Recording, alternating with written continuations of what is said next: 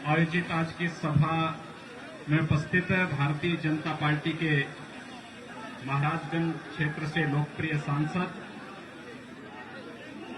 माननीय श्री जनार्दन सिंह सिकरीवाल जी,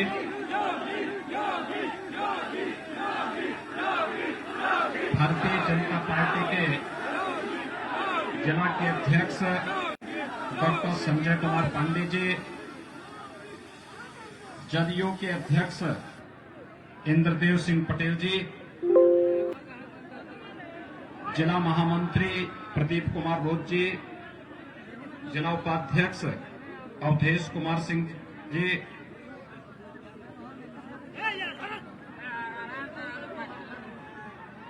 लोकसभा के माननीय सांसद श्री जगदम्बिका पाल जी, मनीष कुमार सिंह जी, राजीव रंजन पांडे जी, आमोद प्रियदर्शी जी, संदेश महतो जी, माननीय विधायक वाराणसी श्री अवधेश नारायण सिंह जी, श्रीमती लीलावती देवी जी, भारतीय जनता पार्टी के मंडल अध्यक्षगण श्री जितेंद्र सिंह जी, विनय गिरी जी, प्रमोद कुमार तिवारी जी, रंजीत प्रसाद जी, सोनू कुमार सिंह जी, वैद्यनाथ महतो जी, शेषनाथ प्रसाद जी, शिव जे ठाकुर जी, अखिलेश पांडे जी और भारतीय जनता पार्टी के लोकप्रिय प्रत्याशी श्री देवेश कांत सिंह जी और इस गौरिया कोठी विधानसभा क्षेत्र से जुड़े हुए भारतीय जनता पार्टी के सभी उपस्थित भाइयों बहनों, आप सबने शारदीय नवरात्रि के कार्यक्रम और विजयादशमी का कार्यक्रम अभी संपन्न किया है। आपको मैं दीपावली और छठ की अग्रिम शुभकामनाएं दे रहा हूं और आप सबसे अपील करने के लिए आपके बीच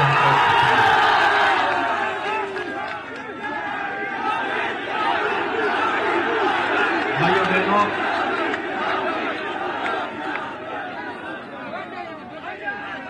पारण ये सब गोरखपुर से लगा हुआ क्षेत्र है।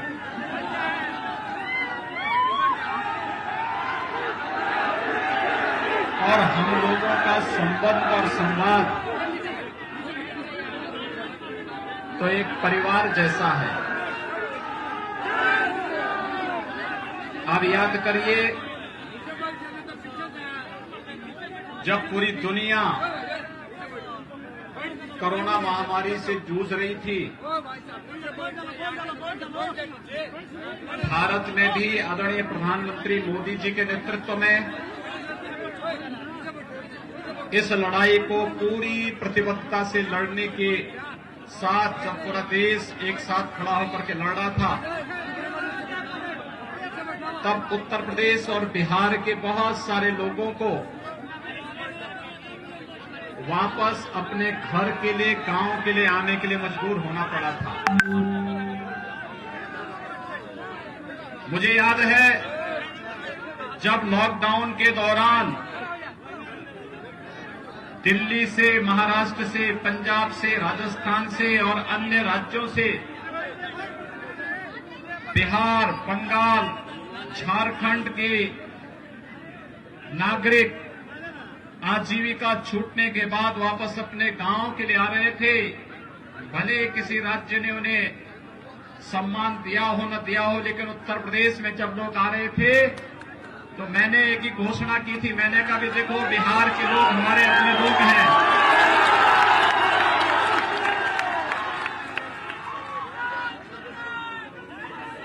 उन लोगों को कोई परेशानी नहीं होनी चाहिए, उनके सम्मान में कोई कोताही नहीं होनी चाहिए, क्योंकि हम सब तो एक परंपरा, एक विरासत को लेकर के चल रहे हैं।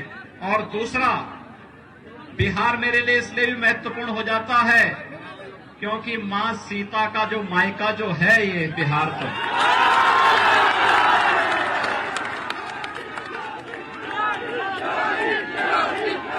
भाइयों बहनों,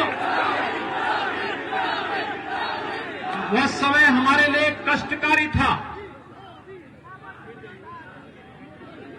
लेकिन साथ साथ देश और दुनिया को पहचानने का एक अवसर भी था कि संकट के समय कैसे चुनौतियों से जूझना पड़ता है और संकट के समय कौन हमारे साथ खड़ा हो सकता है।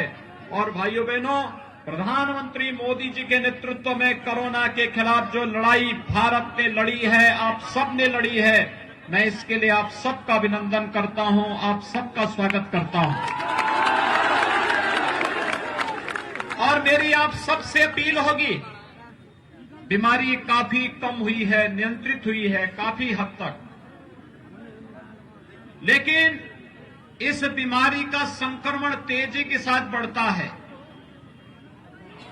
जब तक कोई दवा या वैक्सीन हमारे पास स्वयं पहुंच करके नहीं आती है, तब तक हमें प्रधानमंत्री मोदी जी के उस मंत्र को हमेशा अपने साथ रखना होगा, और वह मंत्र 2 गज की दूरी और मास्क जरूरी है। हम इसका पालन जरूर करें। बीमारी थी, दुनिया की बड़ी बड़ी ताकतें पस्त हो गई, लेकिन प्रधानमंत्री मोदी जी के संकल्प और दृढ़ इच्छा शक्ति के सामने बीमारी पस्त हो गई। और भाइयों बहनों, प्रधानमंत्री मोदी जी ने देश के लोगों के लिए, 135 करोड़ लोगों के लिए, उनकी सेवा के लिए, उनकी सुरक्षा के लिए किसी प्रकार की कोई कोताही नहीं बरतने दी। लॉकडाउन प्रारंभ होते ही 1,75,000 करोड़ रुपए का गरीब कल्याण पैकेज की घोषणा करके एक व्यवस्था दी। हर गरीब को मुफ्त में राशन मिलना चाहिए। जनधन अकाउंट धारी हर माता के खाते में 500 रुपए महीने जाएगा। हर किसान के खाते में 2,000 रुपए जाएगा। वृद्धजनों, महिलाओं और दिव्यांग जनों को अग्रिम पेंशन मिलेगी। और भाइयों बहनों, ये कार्य आगे बढ़ाने के साथ साथ गरीब कल्याण रोजगार अभियान का शुभारंभ भी प्रधानमंत्री जी ने आपके बिहार से ही प्रारंभ करके लोगों को रोजगार देने, एक बड़े अभियान को आगे बढ़ाने का कार्य प्रारंभ किया है। और मैं आप सबसे अपील करूंगा, मोदी जी पे विश्वास करिए। मोदी जी के नेतृत्व में भारत दुनिया की महाताकत बनेगा और दुनिया के अंदर मानवता के कल्याण का मार्ग भी प्रशस्त करेगा। याद करिए, आज से 15 वर्ष पहले इसी सीवान के अंदर क्या कुछ घटित होता था।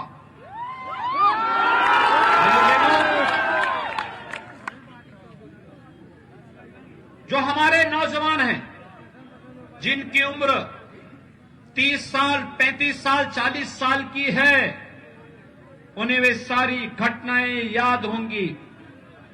जो नौजवान 15 से 25 के बीच में है, हो सकता है उनके अंदर, उनके मन में भी उन्होंने उस प्रकार के उस दौर को नहीं देखा होगा जब एक अराजकता के नाम पर एक क्षेत्र जाना जाता था। व्यापक गुंडागर्दी होती थी, बहन बेटियों की इज्जत के साथ कहीं भी खिलवाड़ हो जाता था, और जहां कहीं कोई भी यहां का सम्मानित व्यक्ति सुरक्षित नहीं था, व्यापारी सुरक्षित नहीं था, गुंडा राज चरम पर था। उस अराजकता से मुक्त करके सुशासन की ओर बिहार को अग्रसर करके विकास की प्रक्रिया के साथ जोड़ने के लिए एनडीए के नेतृत्व की नीतीश कुमार जी की सरकार ने जो कदम उठाए, उस सुशासन और विकास ने बिहार को एक पहचान दी। आज से 15 वर्ष पहले बिहार का नौजवान अपनी पहचान को छुपाने के लिए मजबूर हो चुका था। मुझे स्वयं दुख होता था, क्योंकि हम तो सटे हुए हैं एकदम, यूपी बिहार तो एकदम सटा हुआ है, और बिहार के नौजवान, प्रतिभाशाली नौजवान, देश के अंदर तमाम प्रशासनिक और पुलिस अधिकारी के रूप में जिन्होंने अपनी जिम्मेदारियों का निर्वहन किया है, तमाम बड़े बड़े प्रतिष्ठानों को नेतृत्व देने का काम जिस बिहार के नौजवान के द्वारा किया जा रहा है, किया गया था, उस बिहार के नौजवान के सामने अपनी पहचान का संकट आ जाए, इस संकट पैदा करने वाले लोग आज बिहार के अंदर फिर से रोजगार का लॉलीपॉप दिखा करके नौजवानों को गुमराह करने का कार्य कर रहे हैं। इनके इस लॉलीपॉप के लालच में बिहार के नौजवानों को नहीं आना चाहिए। 15 वर्ष पहले इन्होंने जो कुछ किया है, याद रखना, आदतें जल्दी जाती नहीं हैं और जिनके मुंह पे खून लगा हुआ है भ्रष्टाचार का, वे अचानक जाएगा नहीं। जब भी अवसर मिलेगा फिर नोच खाने की आदत से अपने आप को भी लोग अलग नहीं करेंगे। और इसलिए भाइयों बहनों, हमें वर्तमान में चुनाव के दौरान इन सब चीजों को देखना होगा। ये जातिवाद की राजनीति पूरे बिहार को पूरी तरह पीछे करने का कार्य की थी और सुशासन और विकास के मार्ग पर जिस बिहार को नीतीश कुमार जी के नेतृत्व में एनडीए सरकार आगे बढ़ा रही है, इसी में बिहार का भी कल्याण है, यहां के नौजवानों का भी कल्याण है। याद करिए आज बिहार के अंदर किस प्रकार की स्थितियां पैदा हुई, पूरे देश के अंदर किस प्रकार का परिवर्तन हुआ।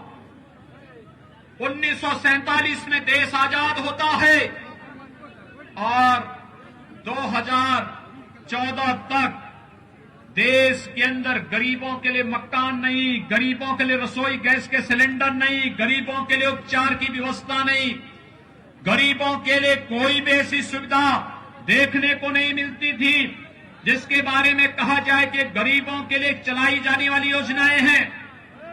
प्रधानमंत्री मोदी जी जब 2014 में प्रधानमंत्री पद की शपथ लेने के बाद उनसे मीडिया ने पूछा क्या आपका एजेंडा होगा, उन्होंने कहा कि मेरा एजेंडा तो पहले से है, सबका साथ और सबके विकास का है। एजेंडा सबका साथ और सबके विकास का, लोगों की समझ में नहीं आता था कि क्या है सबका साथ सबके विकास का। लेकिन जब एक एक करके योजनाएं बनती गईं, पहला काम हुआ जनधन अकाउंट में हर गरीब का बैंक में खाता खुल जाना। भाइयों बहनों, कितना बड़ा कार्य कोरोना कालखंड में इन खातों ने किया है। याद करिए, इस देश के एक पूर्व प्रधानमंत्री थे स्वर्गीय राजीव गांधी जी, वे कहा करते थे 100 रुपये भेजता हूं, नीचे केवल गरीब के खाते में 10 रुपया जाता है, 90 रुपये बिचौलिए और उनके दलाल खा जाते थे। कांग्रेस लाचार थी क्योंकि दलालों से घिरी हुई थी, भ्रष्टाचारियों से घिरी हुई थी। लेकिन आज प्रधानमंत्री मोदी जी ने हर गरीब का बैंक में खाता खुलवा करके कह दिया, एक गरीब के लिए अगर 100 रुपये भेजूंगा तो ये 100 रुपया सीधे उस गरीब के खाते में जाएगा, इसमें कोई बीच में बिचौलिया या भ्रष्टाचारी डकैती नहीं डाल पाएगा। ये है परिवर्तन। 6 वर्ष में देश के अंदर 3 करोड़ गरीबों का मकान बन जाना, प्रधानमंत्री आवास योजना में एक एक आवास मिल जाना, 4 करोड़ गरीबों को विद्युत के निःशुल्क कनेक्शन मिल जाना, 8 करोड़ गरीबों को रसोई गैस के कनेक्शन मिल जाना, 12 करोड़ किसानों को किसान सम्मान निधि का लाभ मिल जाना, 33 करोड़ नौजवानों को प्रदेश के अंदर स्किल मिशन के अंतर्गत, स्टार्टअप के अंतर्गत, मेक इन इंडिया के अंतर्गत, डिजिटल इंडिया के अंतर्गत रोजगार के साथ जोड़ने की व्यवस्था करना, प्रधानमंत्री मुद्रा योजना से लोन की व्यवस्था करके स्वरोजगार के साथ जोड़ना, और भाइयों बहनों 50 करोड़ गरीबों को 5 लाख रुपए सालाना स्वास्थ्य बीमा का कवर दे देना। ये प्रधानमंत्री मोदी जी के कारण ही संभव हो पाया है। देश के अंदर गरीब कल्याण पैकेज के अंतर्गत 80 करोड़ गरीबों को राशन की सुविधा का लाभ देने के लिए पैसा उपलब्ध कराने प्रधानमंत्री मोदी जी के कारण संभव हो पाया। और भाइयों बहनों, मोदी जी ने कहा था 5 साल गरीबों के लिए, इसमें गांव, गरीब, किसान, नौजवान, महिलाएं उनके एजेंडे का भाग होंगी और अगले 5 साल देश की समृद्धि और भारत को दुनिया की एक महाताकत बनाने के लिए। याद करिए, कांग्रेस के समय जब कोई पाकिस्तान प्रायोजित आतंकवाद भारत पे हमला करता था, तब क्या स्थिति होती थी? देश मांग करता था पाकिस्तान को जवाब दो, और कांग्रेस के नेता कहते थे नहीं नहीं पाकिस्तान को छेड़ेंगे नहीं, कहीं वो ऐसा नहीं कि एटम बम का प्रयोग कर देगा। यानी हमारे लोग मारे जा रहे थे, हमारे जवानों पर हमले होते थे, लेकिन कांग्रेस के लोग देश की जनता को गुमराह करके पाकिस्तान के प्रति सहानुभूति व्यक्त करते थे। और आज अगर पाकिस्तान दुस्साहस करता है तो पाकिस्तान के अंदर घुस करके भारत की सेना पाकिस्तान को पूरी तरह नेस्तनाबूद करने का कार्य करती है। और इमरान खान पाकिस्तान का प्रधानमंत्री दुनिया के अंदर जान की भीख मांगते मांगते फिरता है कि भारत से बचा दो।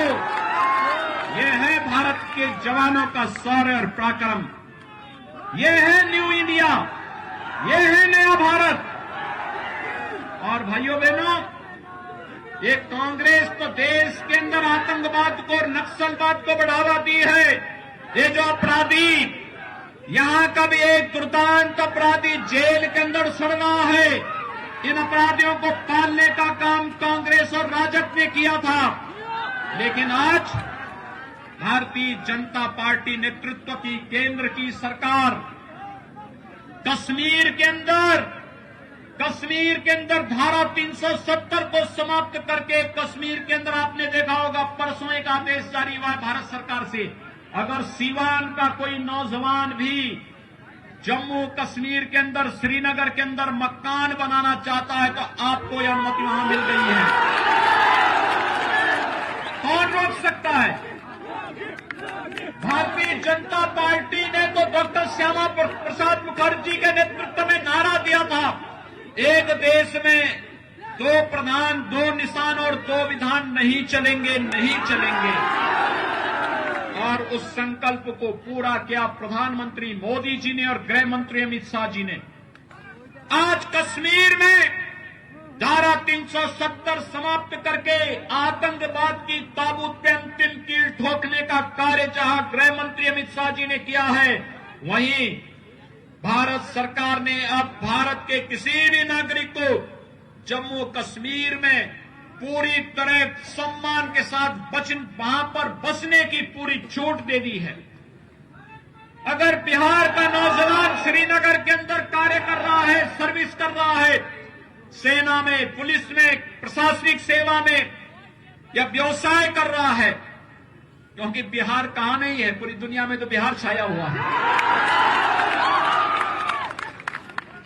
अगर वहां पर भी अगर आप बसना चाहेंगे, इससे पहले अनुमति नहीं थी। 1952 में 370 को लागू करके कांग्रेस ने देशवासियों के लिए जम्मू कश्मीर में जाने के रास्ते बंद कर दिए थे, लेकिन प्रधानमंत्री मोदी जी ने रास्ते खोले हैं।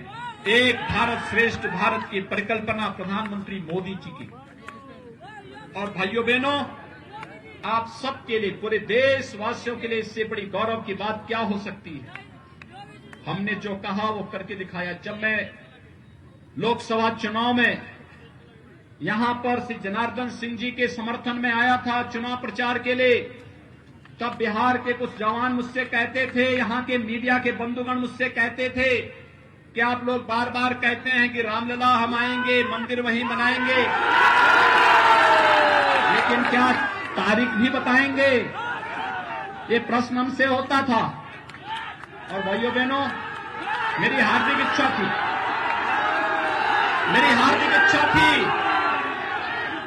अयोध्या में भगवान राम के भव्य मंदिर के शिलान्यास में बिहार के हर गांव का प्रतिनिधित्व हो, यह मेरी हार्दिक इच्छा थी। लेकिन एक कोरोना संक्रमण के नारे, कोरोना महामारी के नाते भाइयों बहनों, हमने शुभ मुहूर्त में संजोग, आप देखिए कितना अच्छा संजोग बैठता है। 5 अगस्त 2019 कश्मीर से धारा 370 सदैव के लिए समाप्त हो जाती है, और 5 अगस्त 2020 500 वर्षों का हिंदू समाज के जो भावनाएं थी जो टीस थी उस टीस को दूर करते हुए प्रधानमंत्री मोदी जी के द्वारा अयोध्या में भगवान राम के भव्य मंदिर के निर्माण का शिलान्यास कर दिया जाता है।